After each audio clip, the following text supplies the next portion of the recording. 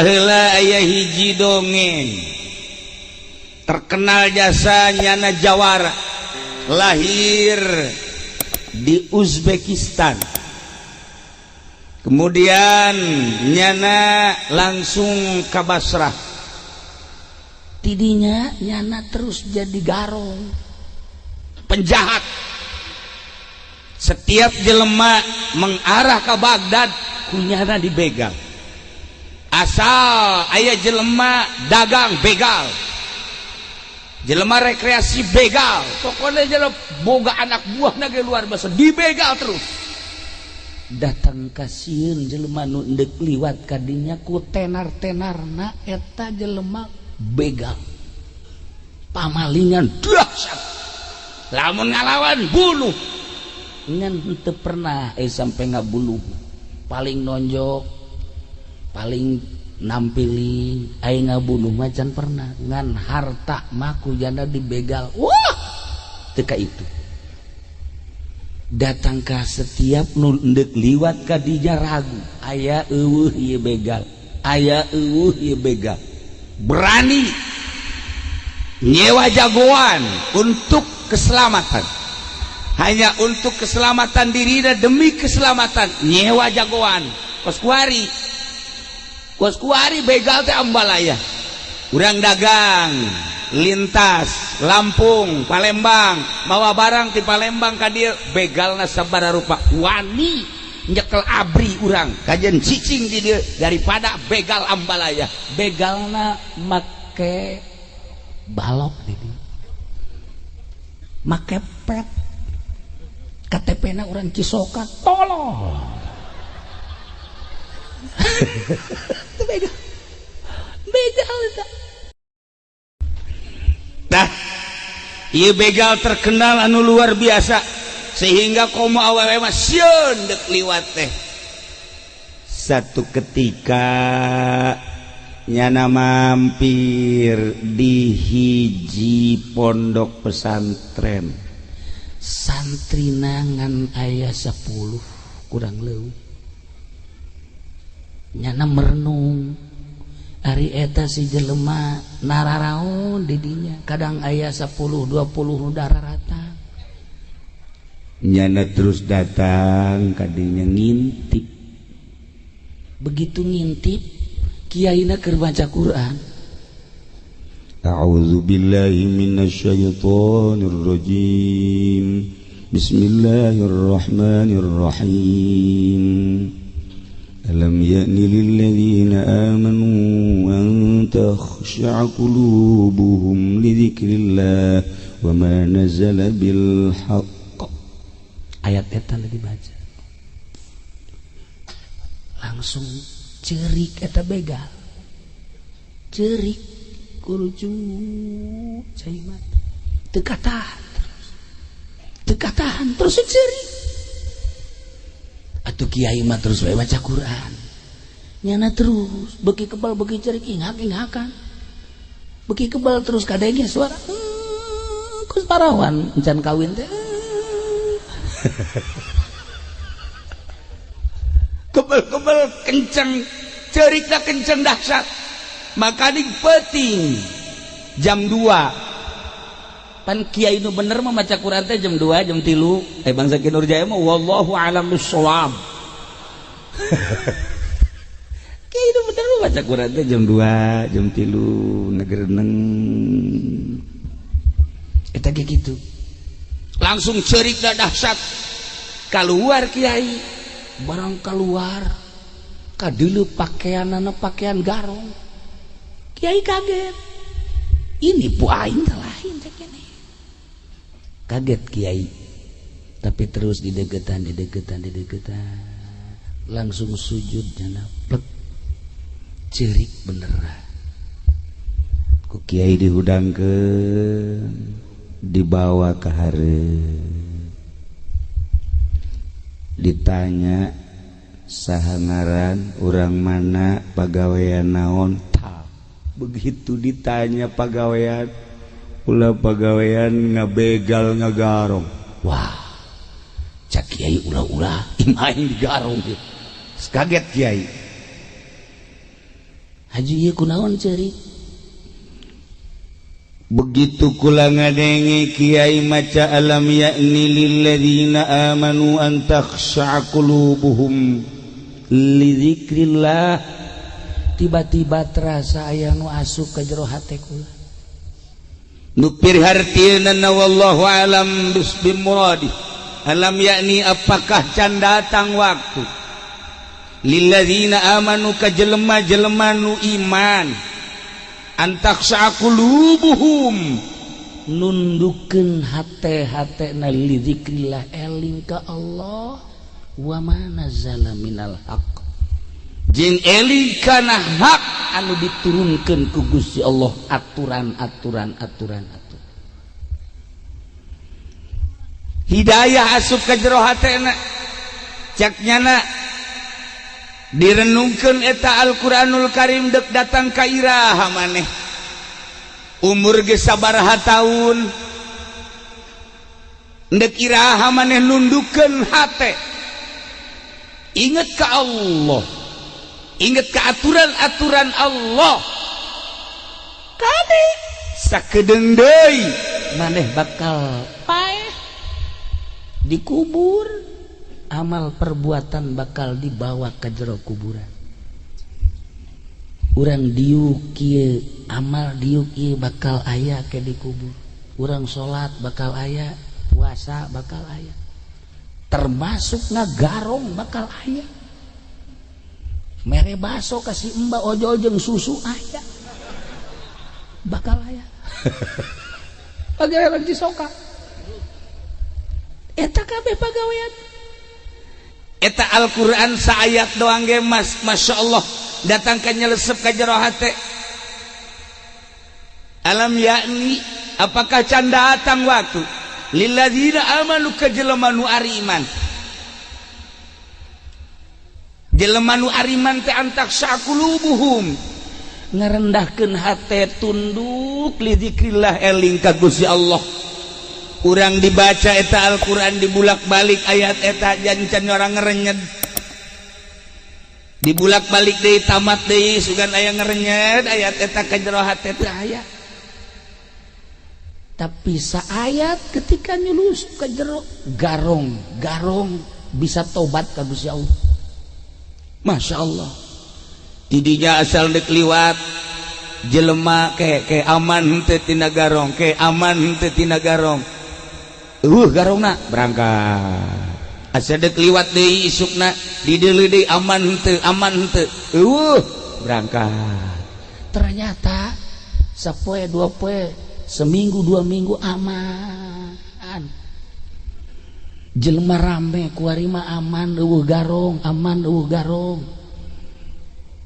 Garong-garong anak buahna neangan, ieu kepala garong urang ka mana? Kepala garong urang leungit diteangan ku anak buahna ieu waduh sehu urang leungit teangan ku jana terus aman. Ya Allah horenganan keur mondok di pondok pasantren eta keur ngaji diintip ku anak buahna, weh ieu kepala urang ngaji nya garong ngaji cek jana garong ngaji garong terus diintip isuk kaji deui ieu anak buahna kabeh kaget daratang tah ka kepalana. Bos kumaha ieu lalakon harta geus dihandapkeun gunung ambalayatun kumaha ngabagina ieu bos cak geuna bararagi bae ku sia ai bos aing mah geus teu kudu dibagian. Kumaha teh Aing pikiran aing mah geus ka kuburan, geus ka akhirat. Wih, kok berubah? Heran aing. Anak buah heran, anak buah. Masya Allah. Diteliti terus ku anak buahna. Begitu diteliti bos, ieu kumaha mimitina. Mimitina kaula ieu ngintip tengah peuting. Begitu diintip kiai keur maca Quran pas ayat alam yakni lilladzina amanu an takhsha'a qulubuhum li dzikrillah dek iraha hate tunduk khusyuk ke Allah, inget ke Allah, padahal orang diberi iman. Tidinya aing nyurucut, inget di jero kubur, inget di alam akhirat. Iku mahal. Kuari mah aing geus pepegatan sia bae geus ka ditu. Los aing mah geus tobat. Ih, bos. Ai bos tobat atuh kabege deuk ilu tobat. Ulah sok mimilu maneh mah maneh bae terus mabok teruskeun musia maling teruskeun henteu kula gerek milu bae akhirna anak buahna milu kabeh di ngararaji ngaji terus dimimiti alat ngaji terus ditambah ku fikih ditambah ku usul fikih ditambah ku tafsir ditambah ku hadis dan lain sebagainya. Tanding ternyata saat eta di negeri Mekah, di negeri Madinah, Baghdad, Iran, babeh tenar kapinteran eta jelema luar biasa. Nanya hadis sakicep, nanya tafsir sakicep, nanya fikih sakicep, nanya alat makomo geus dudi engkekeun. Jago babeh manehanana ulama-ulama pemerintah kabeh taluk ka ilmu eta garong. Lamun tadina garong bae jadi wali, ieu mah diajak ngaji ge masyaallah. Padep. Terobah-robah. Ngadagleg. Ayat tinggal ayat. Ieu kos kieu bae manggawe. Ieu saruan ulah teh. Ngadagleg. Teu pernah aya hiji ayat tersentuh. Pernah kamar ieu tah aya kasentuh ku ayat. Kula ge rada kata aja hebat amat datang ka ieu merenung lagi. Kunaon sia kasentuh ku ayat. Ayat mana? Tadi cenah Badu Salam ku ngeunah-ngeunana lain. Ku merduna lain, makrojna lain. Naonna? Maknana. Wih hebat amat sakuliah ya. Ieu mah luhur budak ieu. Aing mah mawa ge teu aduh masyaallah hebat amat ke makna ayat nu mana fankihu ma ta'alakum minan nisa'i masna wa thulatha wa ruba ceknya karenung mun opat ngeunaheun meureun urang sia bebloon tah tuh kudu make ayat nafsu tah tenar lah nyana kehebatanana jeung kaistimewaanana maka dijadikeunlah ulama sadunya saha eta urang lamun baca kitab geus tenar geus sering manggihan Fudail bin Iyad anu terus nyana cicing di Mekah terus nyana cicing di Jabal Abi Qubais anu kabelah dieuna geus mung kapanggih jeung jelema bahkan manehana lamun salat Jumaah ka Masjidil Haram ge embung.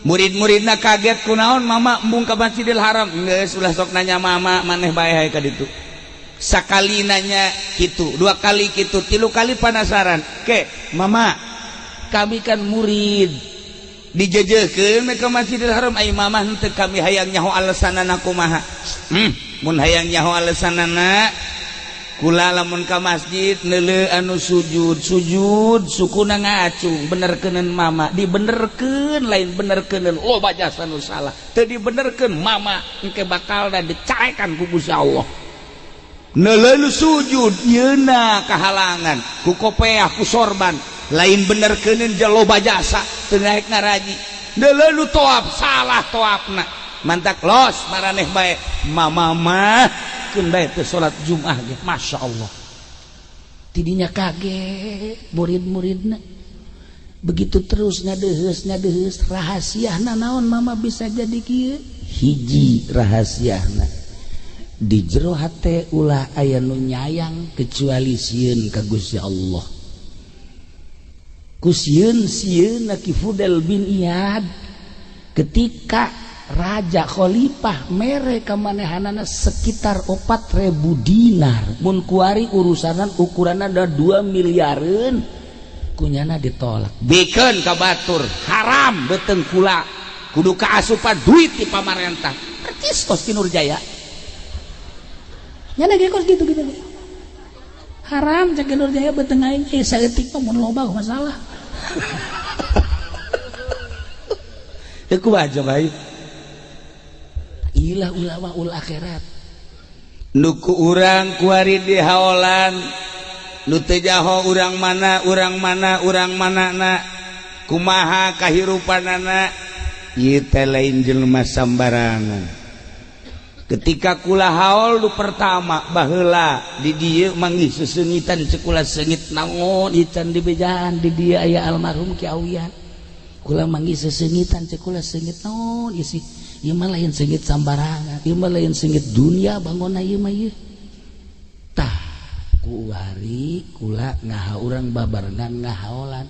Begitu ku kula di istikharohan sakali, dua kali supaya muncul. Katilu kali alhamdulillah. Ki Nur Jaya mau kebo. Ya Allah. Ji, seperti teh Ji. Hese. Udah gaya-gaya hokeun kos kitu teh hese. Lamun Habib Lutfi babari jasa kula kabari teh si Pekalongan. Alhamdulillah ilu konferensi sadunya nu diondang 40 negara tapi nu datang 60 negara. Sadunya konferensi Toriko. Tetapi satu hari lain, 2 hari lain, 3 hari lain. Habib Lutfi mah kos kitu. Geus ulah jaritakeun konferensi. Mal kaharti ieu ge nu diajak ku kula kararieu bae. Kan kitu amat kiainya, kitu amat kiainya. Geus atuh datang ka kuari, nya mah atungan datang ka ditu, hees dahar balik. Atuh teh jauhna naon, emang si bidug mah kitu. Da bege. Tapi begitu ku kula dicaritakeun heran jarak aja. Lain deui itu urusanan. Habib Lutfi mah kos kitu. Mun zarah, Assalamualaikum. Oh iya. Naam. Oh, Masya Allah. Marhaba. Salam. Beres. Zarah kos kitu. Zarah ka Habib Nuh di Singapura. Assalamualaikum. Waalaikumsalam. Insyaallah. Ya Allah. Kif? Bangun ngobrol kedek teh gitu. Beres. Assalamualaikum. Beres. Iki gitu. Kamari Zarah ka ditu ka deket Tangkal Caringin. Assalamualaikum. Oh iya. Saya kabar yang saku ti anak siapa?